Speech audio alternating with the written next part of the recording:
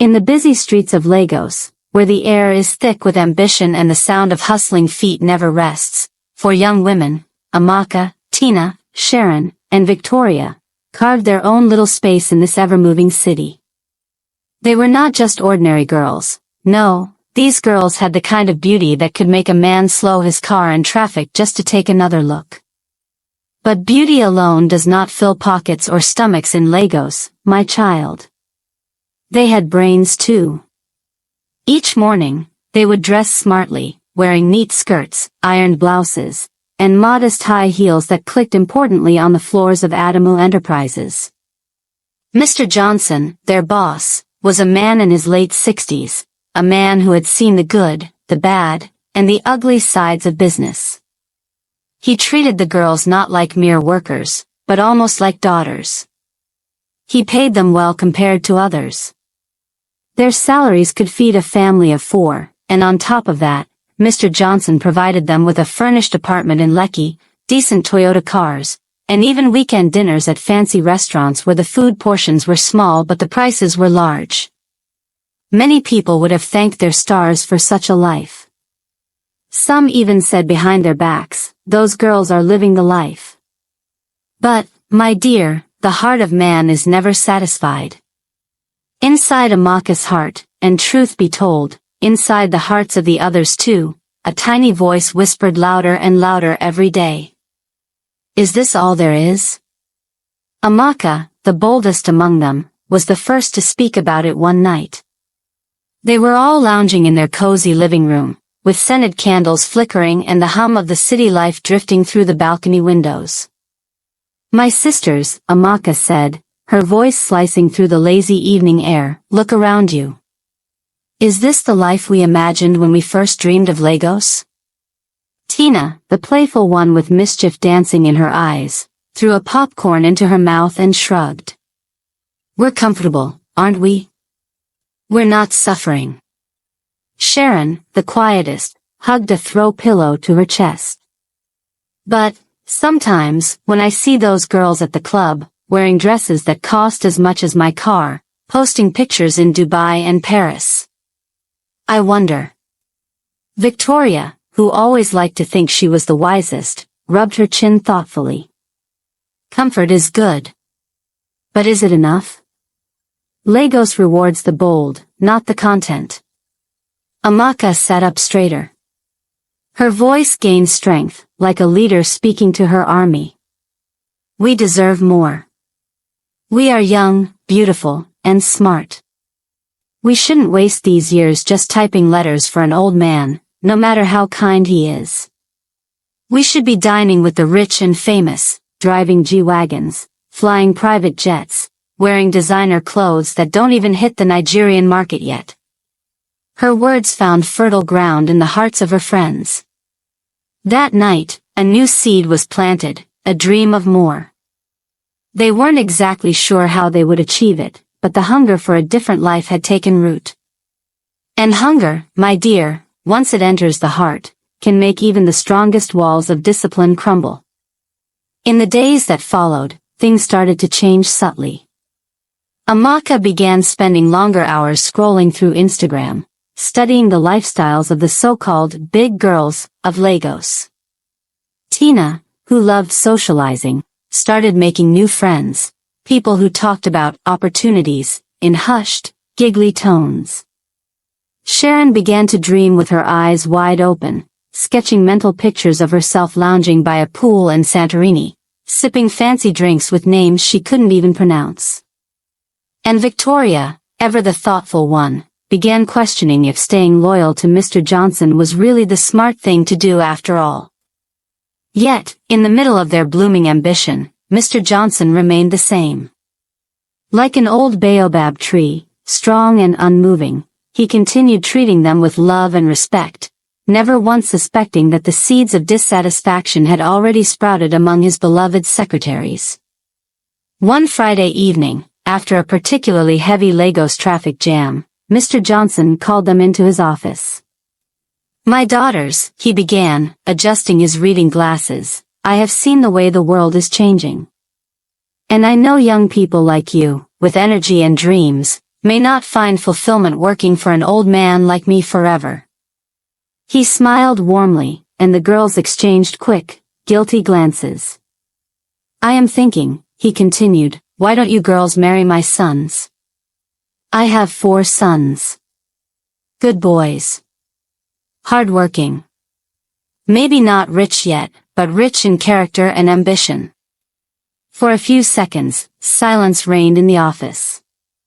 You could have heard a pin drop on the thick carpet. Amaka blinked rapidly, as if she wasn't sure she heard correctly. "Marry who?" Tina coughed awkwardly, covering her mouth. Sharon looked at her nails like she had suddenly remembered an important appointment. Only Victoria, the ever-calm one, maintained eye contact with Mr. Johnson, a polite smile frozen on her lips. "My sons may not have riches today," Mr. Johnson said, almost pleading now, "but with good wives like you beside them, they can climb higher. I trust you girls. I would be honored to call you my daughters-in-law." After they left his office, still stunned, they huddled together in the parking lot under the soft glow of street lights. "Is this a joke?" Amaka hissed, tossing her handbag into the back seat of her car. "Marry for love and grow old eating rice and stew every day?" Tina sneered.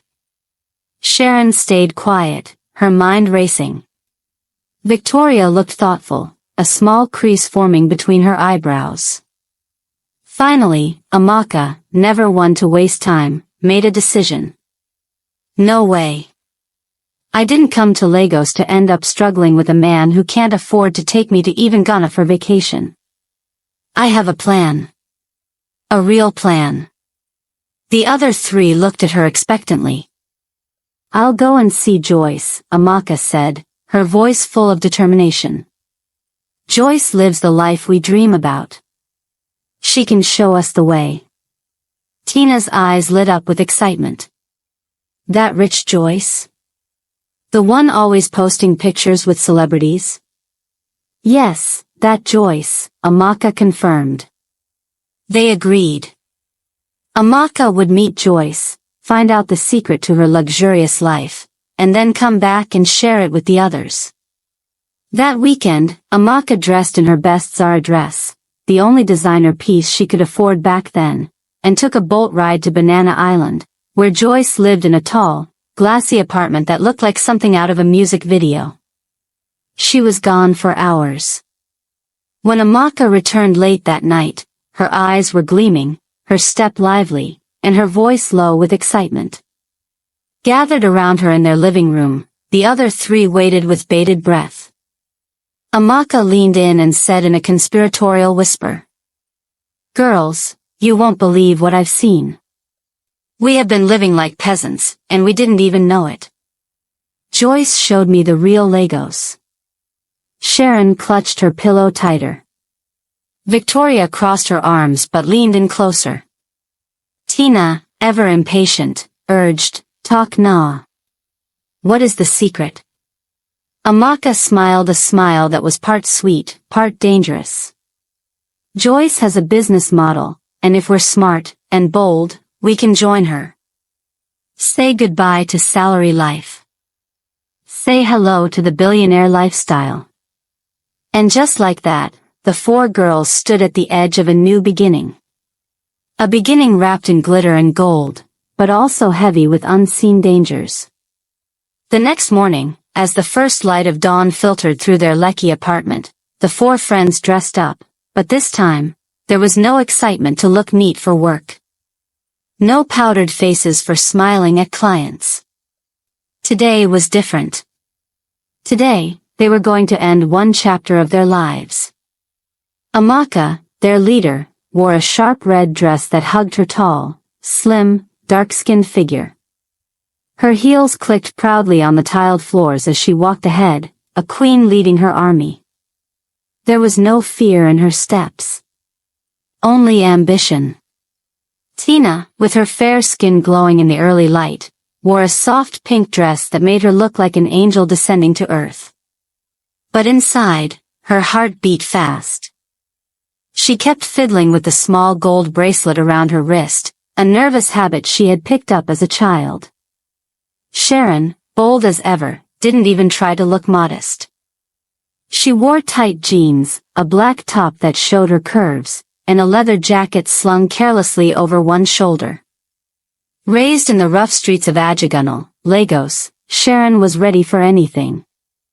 And then Victoria, sweet Victoria, with her simple white blouse and navy blue skirt, looked like she was heading to a church meeting rather than a resignation. Her steps were slow, her mind heavy. A part of her screamed to turn back, but the louder part, the part that feared being left behind, pushed her forward. When they entered Adamu Enterprises, the air seemed to hold its breath. Secretaries looked up from their desks. Office assistants stopped mid-stride. Everyone sensed something unusual. They didn't wait. They went straight into Mr. Johnson's grand office without knocking. Mr. Johnson looked up from his reading glasses, surprised. His kind old face crinkled even more as he saw the determined looks on their faces. "My daughters, what is the matter?" he asked gently, pushing aside his papers. Amaka spoke for all of them. "We are resigning, sir." The words dropped into the room like a stone into still water. Mr. Johnson removed his glasses slowly, studying them one by one. His heart felt heavy. He had loved these girls like his own. "Are you sure about this?" he asked quietly. "Yes," Amaka said firmly, her arms crossed. There was a long pause. Then Mr. Johnson, with a sad smile, tried one last time. "My sons are still there, you know. They are good boys. They may not have riches now, but with your help, they can build an empire." Amaka couldn't help herself. She laughed, right there in the old man's office. "Sir," she said with a cold smile, "I can't marry poor men. Not after seeing what Lagos has to offer." The words stabbed Mr. Johnson deeper than any knife. But he said nothing more. He simply nodded, looking older than he did moments before. "Good luck, my daughters," he said softly. "May Lagos treat you better than you have treated me." Without another word, the four girls turned and walked out. When they got home, the apartment that had once felt warm now felt like a waiting room before destiny. Amaka sat in the middle of the living room, her fingers drumming on the glass table. Her mind was running fast, like a generator struggling to power a whole street. She thought about everything Joyce had told her the day before. The real money, Joyce had said with a sly smile, comes when you let go of shame. Men will pay you millions for a night.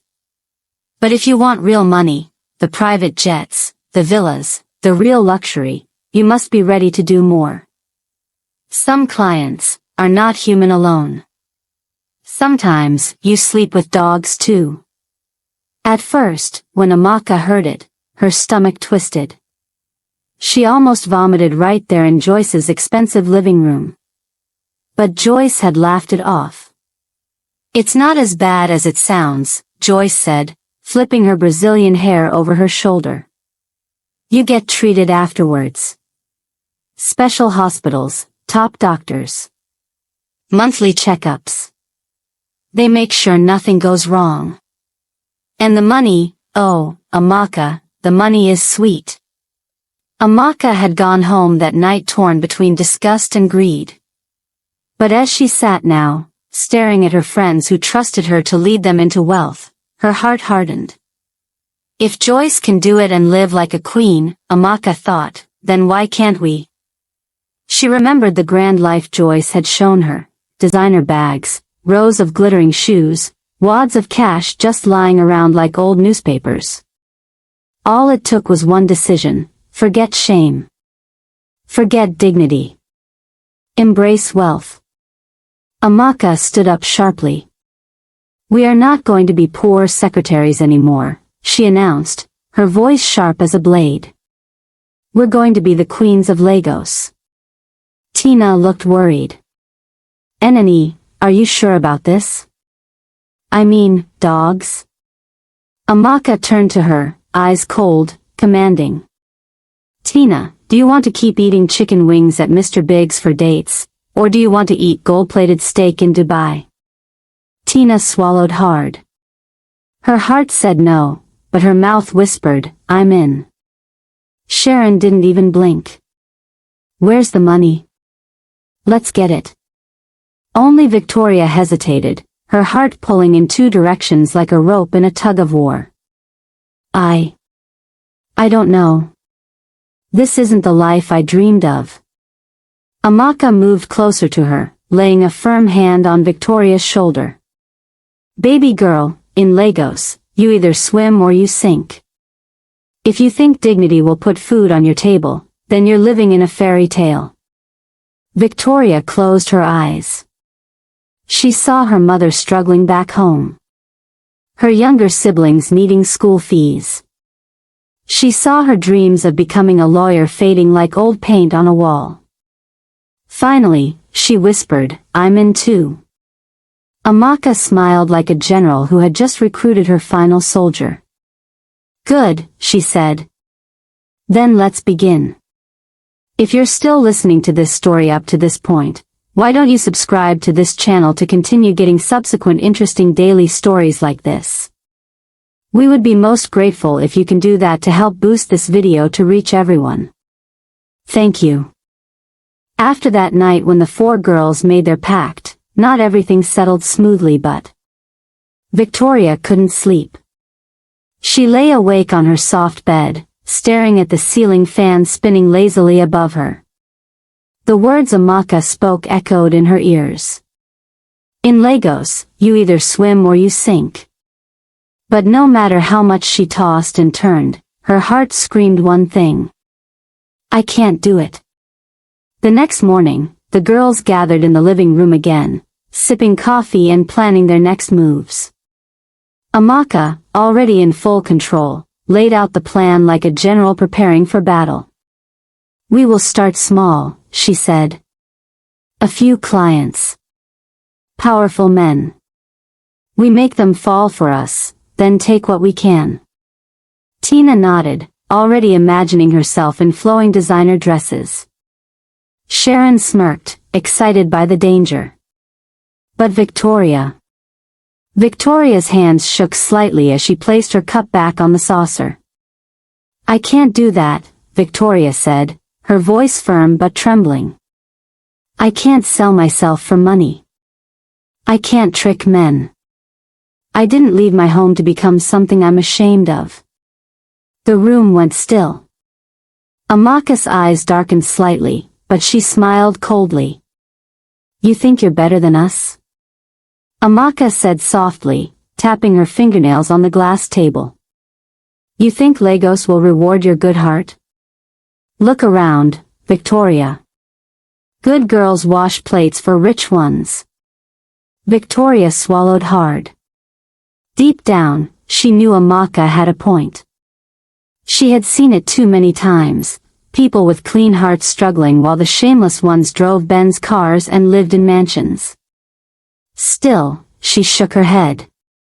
I won't do it. There was silence for a moment. Then, Amaka leaned back, her eyes calculating. Fine, Amaka said, her voice dripping with false sweetness. If you don't want to join us, marry Mr. Johnson's son. Live the slow life. Struggle your way to comfort. The other girls snickered lightly. Victoria's cheeks burned with shame and confusion.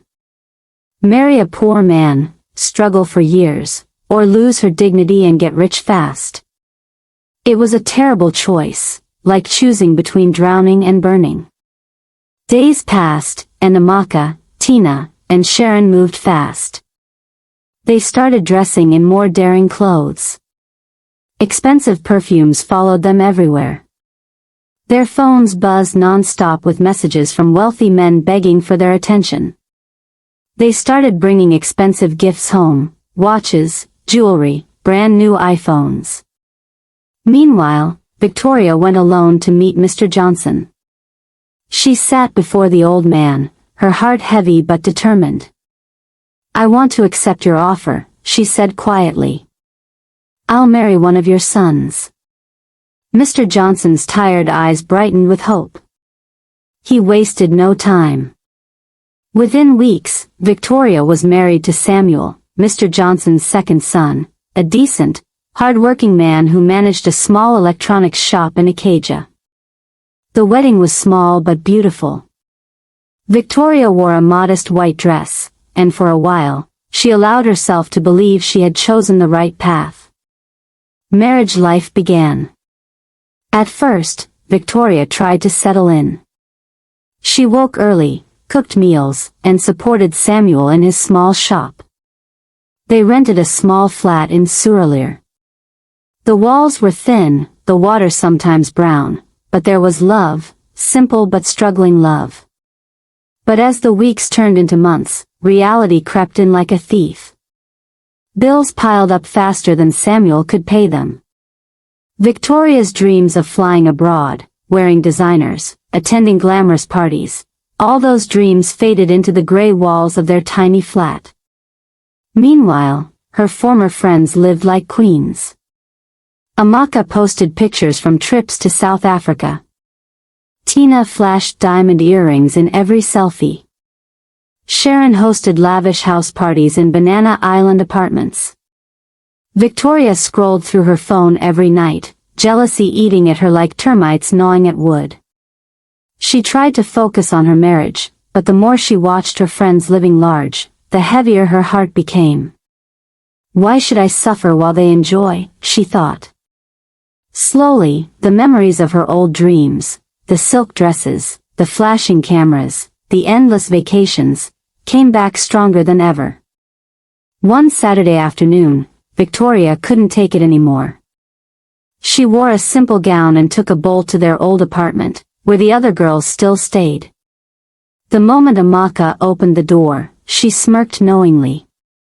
"We were expecting you," she said, stepping aside to let Victoria in. Inside, the apartment was filled with the smell of foreign perfumes, new leather bags, and soft jazz music playing from hidden speakers. Tina lounged on the couch in a red silk robe, scrolling through her iPhone 16. Sharon was by the window, laughing into her Bluetooth headset. Victoria felt like a pauper walking into a palace. She sat down on the velvet sofa, hands trembling. She began, her voice dry. "I want in." Amaka didn't even blink. She simply smiled, a slow, victorious smile. "I knew you would come," Amaka said. Victoria looked down, ashamed but determined. "I can't keep living that life," she whispered. "I want more." Tina grinned. "Welcome back, baby girl." Sharon chuckled darkly. "Now you're ready to be rich." Amaka leaned forward, her voice dropping low and serious. "There's no turning back, Victoria," she warned. "Once you step into this world, you don't leave easily." Victoria nodded slowly. She had already made her decision. In that moment, the good girl was gone. What remained was a new Victoria, ready to play dirty, ready to fight for the wealth and power Lagos promised but never gave freely. That night, as the city lights of Lagos twinkled like a million tempting stars, Victoria officially joined the dark business.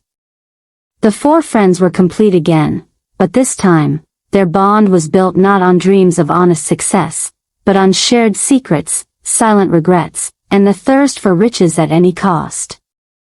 After Victoria joined them, the four girls rose like stars shooting through the Lagos sky. Money rained on them.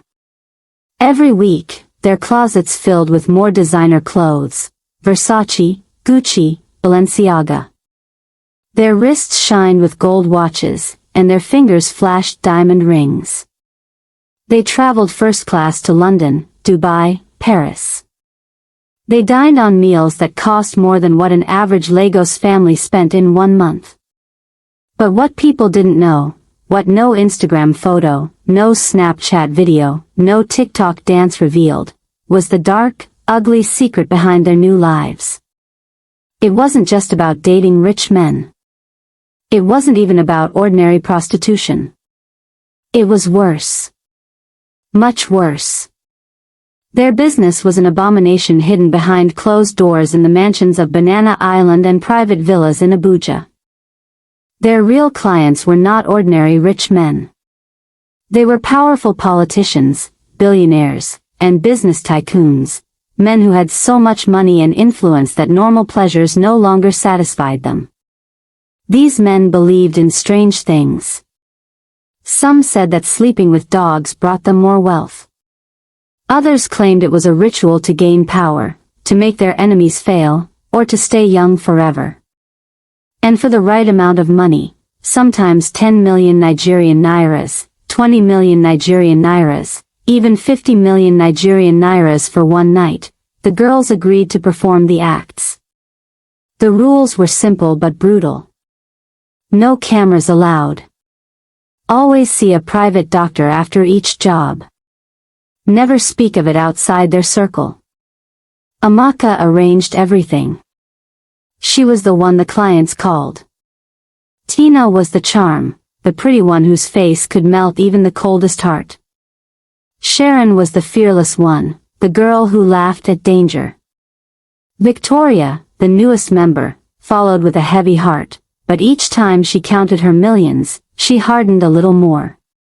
One evening, Amaka received a call from one of the biggest names in Nigeria, a billionaire who owned oil fields, airlines, and banks. He wanted a special night at his mansion in Asokoro, Abuja. The pay? 100 million naira. Amaka didn't even blink. She gathered the girls. They flew in style, dressed like princesses heading for a grand ball.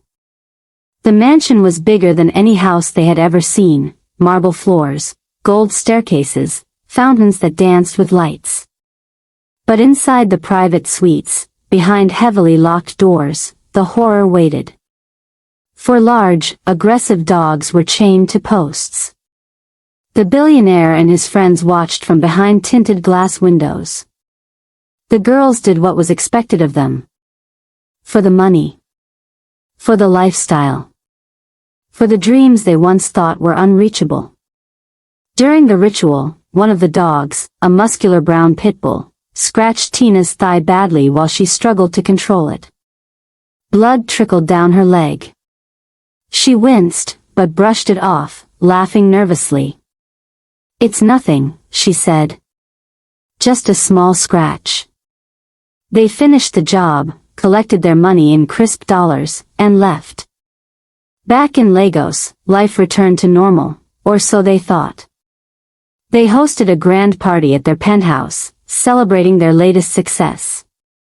Celebrities, musicians, and rich kids filled their living room, drinking champagne and dancing to loud music.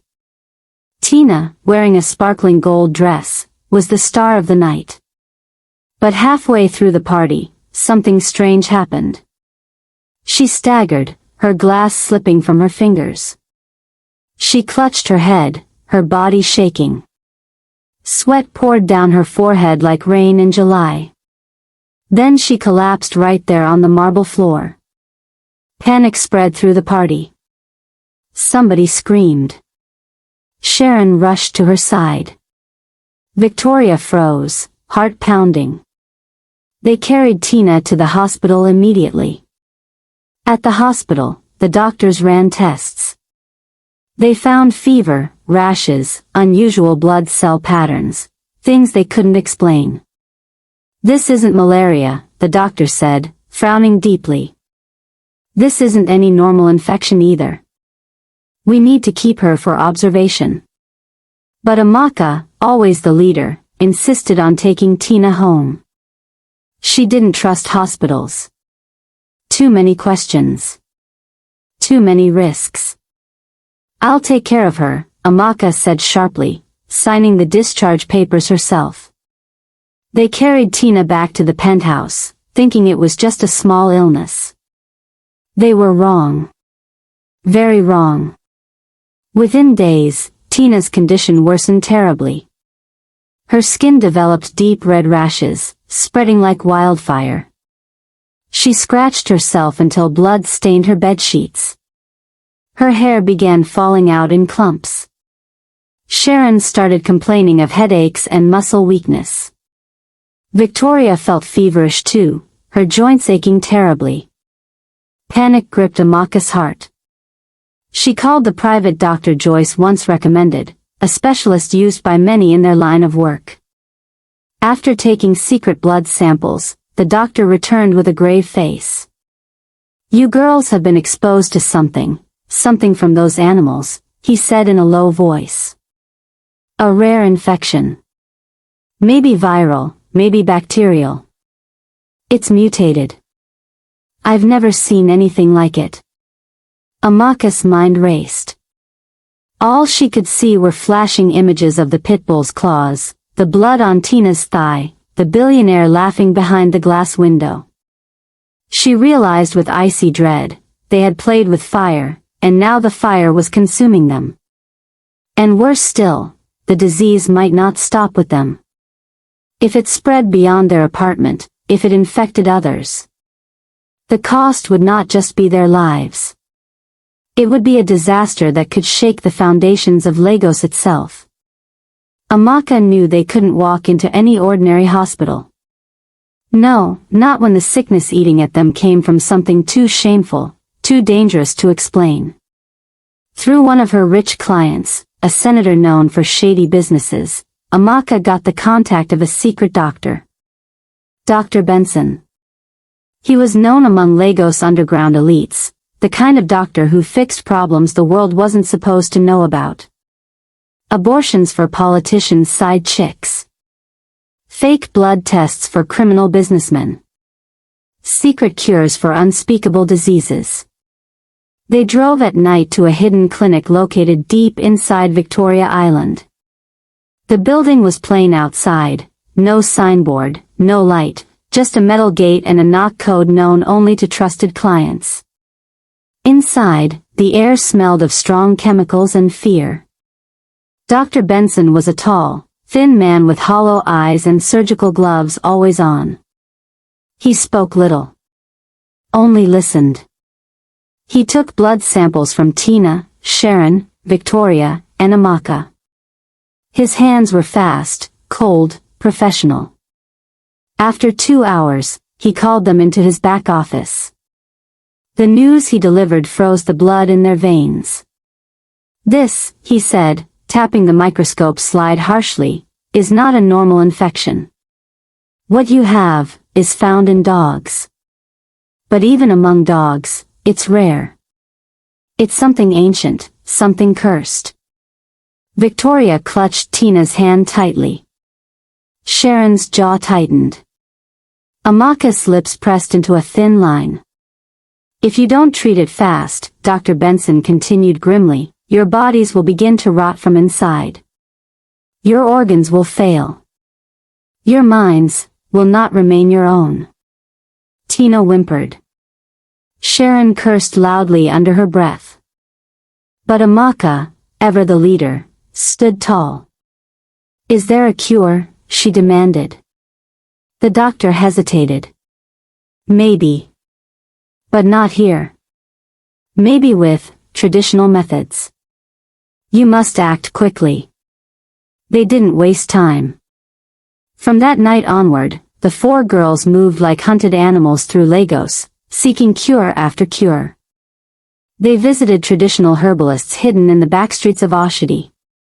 They paid spiritualists in Aja, who sprinkled strange powders and chanted incantations till dawn. They drank bitter herbs. Bathed in rivers at midnight. Slept with dried leaves tied to their ankles. But nothing worked. Instead, things grew worse. Tina, once so vibrant and beautiful, became a shadow of herself. She grew thinner, her skin dry and pale like old paper. Her rashes turned into deep wounds, oozing strange fluids. Sharon started feeling odd too. At first, it was small things, growling under her breath when angry, scratching at her arms uncontrollably. Victoria felt feverish and dizzy constantly, hearing whispers at night when no one was there. Even Amaka, proud Amaka, felt her body betray her, her nails thickening strangely, her heartbeat sometimes racing like an animal trapped in a cage. Fear settled on them like a heavy blanket. They could not go to a real hospital. How would they explain? "Oh doctor, we got sick from sleeping with dogs for money?" No. Their shame was their prison. And their prison walls were closing in fast. In a final act of desperation, Amaka tracked down Baba Akinyele, an ancient herbalist whispered about in Lagos' deepest corners, a man so feared that even hardened criminals refused to cross him. He lived in the swamps outside Ikorodu, in a shack surrounded by mangroves and snakes. The girls traveled there, exhausted, broken, desperate. Baba Akinyele took one look at them and shook his head. "You fools have touched things human hands should not touch," he said, his voice like the rustle of dead leaves. He ordered them to strip to their underwear and lie flat on the dirt floor. He performed a long, terrifying ritual, waving bones over their bodies, speaking in tongues no one understood. When he finally stopped, he dropped to his knees, breathing heavily. Then he spoke the truth. "You did not sleep with ordinary dogs," he said slowly. "Those were not animals of this earth. They were demons. Servants of ancient evil. And the men who paid you, they were not seeking pleasure. They were performing dark rituals, using you as vessels to carry the curse." Victoria screamed, clutching her head. Tina collapsed, sobbing. Sharon cursed loudly, kicking at the dirt floor. Amaka said nothing. She only stared, her face like stone. Baba Akinyele's final words fell like hammers on their backs. "There is no cure. The curse is inside you now. It will change your bodies. Twist your souls. Until you become like the beasts you lay with." The nightmare became real soon after. Tina was the first to fall. One night, after a failed attempt to drink another herbal concoction, she began to scream in agony. The skin on her back split open in horrible gashes. Her teeth grew long, sharp like fangs. Her hands curled into claws. Her eyes turned yellow and glassy. She barked, yes, barked, like a mad dog. Then she collapsed. By morning, she was dead, her body barely human anymore, looking more like a hideous mix of girl and beast. The girls buried her secretly, sobbing, trembling. But the curse did not stop there. Sharon began to crawl on all fours without realizing it. She scratched walls with her thickening nails. She barked and growled in her sleep. Victoria, oh, poor Victoria. Victoria started losing her voice, speaking in hoarse growls. Her fingers curved inward, thickening into claw-like shapes. The girl who once dreamed of becoming a lawyer was now becoming an animal. Even Amaka, fierce Amaka, noticed her body changing. Her eyesight sharpened at night. Her hearing grew so strong she could hear rats moving behind walls. Worst of all, patches of thick, black fur started sprouting on her skin. Victoria, once gentle and unsure, became violent. One night, during an argument about what to do next, Victoria attacked Amaka, biting, clawing, howling like a wild beast. Sharon joined in, her body twitching and spasming. The penthouse, once a palace of luxury, turned into a battlefield of monsters. Amaka fought them off desperately, but she could feel it too, the beast inside her was waking up. Her nails tore the sofa to shreds. Her voice dropped to guttural growls. The leader was becoming no different from the followers. Their beautiful dream of wealth, power, and fame had rotted into a nightmare more horrifying than anything they could have imagined. They were no longer women. They were no longer human. In the ruined silence of the penthouse, walls clawed, furniture shredded, mirrors broken, Amaka sat alone. Sharon had disappeared into the night, a beast now more than human. Victoria was locked in the bathroom, growling and scratching at the door like a trapped animal. Tina's grave haunted Amaka's mind. She was losing everything. Her body burned from within. Her fingers twisted and thickened at the joints. Patches of fur prickled along her arms and back. Desperate beyond words, Amaka remembered something Baba Akinyele had whispered before they left his hut. There is one who deals with darkness. But the price is blood. With nothing left to lose, Amaka sought the mysterious helper. Through whispers in Lagos black markets, through bribes to night guards at abandoned shrines, she finally found him. The man in the black robe. He waited for her at midnight, under the third mainland bridge, where the waters of the lagoon whispered secrets only the dead could understand. He wore a long cloak, and his face was hidden in shadow. "You seek freedom," the man said, his voice low and cold, "but freedom is not free." Amaka stood trembling before him. "I'll do anything," she said, desperation thick in her voice. The man leaned closer. "There is only one way to sever the bond you have with the curse," he said. "You must offer a life, a sacrifice. Not just anyone. You must sacrifice the one tied closest to your soul, Sharon." Amaka's heart slammed against her ribs. Sharon, the wild, laughing girl who had followed her from the beginning. Sharon, her sister in ambition and crime. Sharon, now a half-beast, half-woman, howling somewhere in the night. "You must kill her yourself," the man finished. "Before the next full moon. If not, you will become like her. Forever." He gave her a small black dagger, wrapped in tattered cloth. Then he vanished into the darkness, as if swallowed by the night itself. Amaka returned to the penthouse carrying the dagger, its weight heavier than gold, heavier than shame. She found Sharon crouched on the balcony, staring blankly at the city lights, growling softly. In the past, Amaka would have charged forward without hesitation. She had always been the leader, the decision-maker, the cold heart among them. But now, standing there, seeing what remained of her best friend, a new feeling grew in her chest, something she hadn't felt in a long time. Guilt. And grief. Tears blurred her vision as she remembered the laughter they shared, the promises of riches, the dreams of ruling Lagos. Could she kill Sharon? Could she plunge the dagger into the heart of the girl who had followed her blindly into this nightmare? Amaka raised the dagger, hands trembling. Sharon turned her head slightly, her eyes yellow, feral, but for a second, something human flashed there. Recognition. Trust.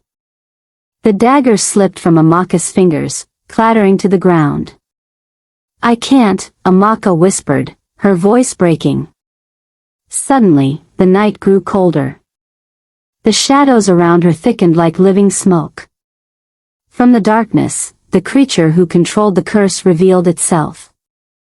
A tall, horrific being, neither fully beast nor man, with glowing eyes and twisted horns. "You have failed," it hissed. Amaka fell to her knees.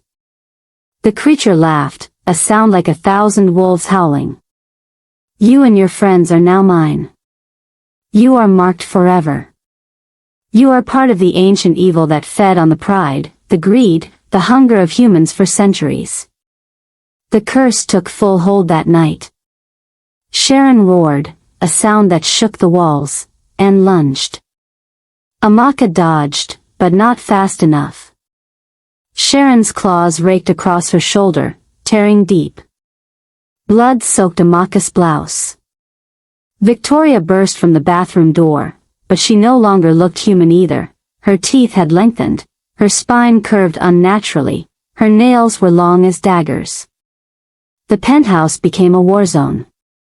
Amaka grabbed the black dagger and fought with all the strength left in her, but it was like fighting the ocean with a spoon. Sharon clawed at her, Victoria snarled and snapped. And worse, Amaka could feel her own body changing with every heartbeat. Her nails thickened. Her teeth sharpened. A low growl rumbled from deep within her chest. The leader of queens was now a queen of beasts. Her soul, once sharp with dreams of gold and glory, was now drowning in the ancient darkness.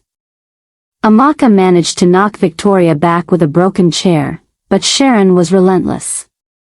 She pinned Amaka to the floor, growling, drool dripping onto Amaka's face. In those final moments, Amaka stopped fighting. She understood. There was no saving herself. There was no escaping the curse. There was no returning to who she once was. She, Amaka, the beautiful, powerful queen of Lagos, was now part of a legacy written not in gold, but in blood and suffering. The greed that pushed her to dream bigger had also pushed her straight into destruction.